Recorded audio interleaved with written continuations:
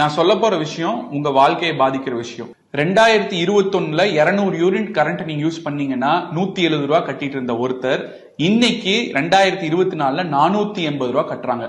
3 மடங்கு current bill அதிகமாயிருக்கு. உங்க பாக்கெட்ல இருந்து தான் காசு போகுது. அதுக்காக தான் இந்த வீடியோவை நீங்க கவனமா பார்க்கணும். இன்னைக்கு திமுக அரசு அதிமுக உதய் மின் திட்டத்துல கையெழுத்து போட்டங்காட்டிக்கு தான் இந்த மாதிரி கரண்ட் பில்லை நாங்க ஏத்த வேண்டியிருக்குன்னு சொல்றாங்க. அது எல்லாமே போய். நம்பர் 1, உதயமின் திட்டத்தினாலதான் இப்போ கரண்ட் பில் அதிகம் பண்ணிருக்காங்கன்னா அதிமுக அரசு ஜனவரி 8, 2017 உதயமின் திட்டத்துல கையெழுத்து போட்டது. அப்ப இருந்து இப்ப 2021 ஆட்சி முடிகிற வரைக்கும் 4 வருஷம் ஏத்தவே இல்லை. அதுக்கப்புறம் திமுக அரசு 3 தடவை ஏத்திருக்கு. செப்டம்பர் 2022, 23 ஜூலை, 24 ஜூலைன்னு சொல்லிட்டு 3 ஆண்டுகளை ஏத்திருக்கு. அப்படின்னா உதயமின் திட்டம் காரணம் கிடையாது. நம்பர் 2, முதல் தடவை ஏத்தும் போது திமுக அரசு என்ன சொல்லுச்சுன்னா நிலக்கரியோட விலை அதிகமா இருக்குங்க, அதனாலதான் ஏத்துறோம்னு சொல்லுச்சு. நிலக்கரியோட விலை 2022 செப்டம்பர்ல $437 இருந்தது ஒரு டன்னோட விலை. ஆனா இன்னைக்கு $135 தான். ஆக மொத்தம் பாத்தீங்கன்னா 70% நிலக்கரியோட விலை குறைஞ்சிருக்கு.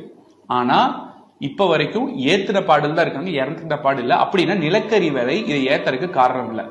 3வது என்ன சொல்றாங்கன்னா, இல்லைங்க இந்த உதய் மின் திட்டத்துல நஷ்டத்துல ஓடுச்சுன்னா ஈபி கண்டிப்பா ஏத்தணும்னு சொல்றாங்க, அதனால ஏத்தணுங்கிறாங்க. மத்திய அரசு இருந்து ஒரு லெட்டர் வரும் அப்படின்னு சொல்லிட்டு மாநில அரசு அந்த நஷ்டத்தை நாங்களே ஏத்துக்கிறோம், எங்க மக்கள் மேல திணிக்க விரும்பல, அரசு அதை ஏத்துக்கும் அப்படின்னு சொன்னா அவங்க ஒத்துப்பாங்க. அவ்வளவுதான். அதுவும் போய்.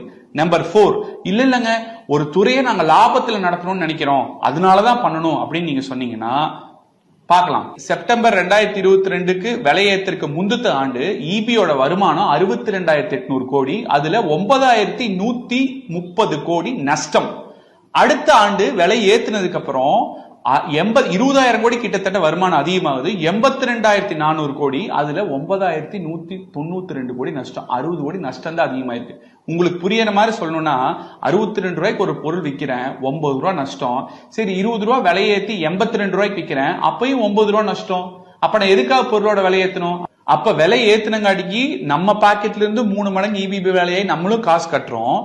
ஈபியும் விலையேற்றி அந்த ஆண்டுல நஷ்டத்துல தான் போயிருக்கு. அப்ப இதனால யாருக்கு தான் லாபம்? கேள்விக்குறி.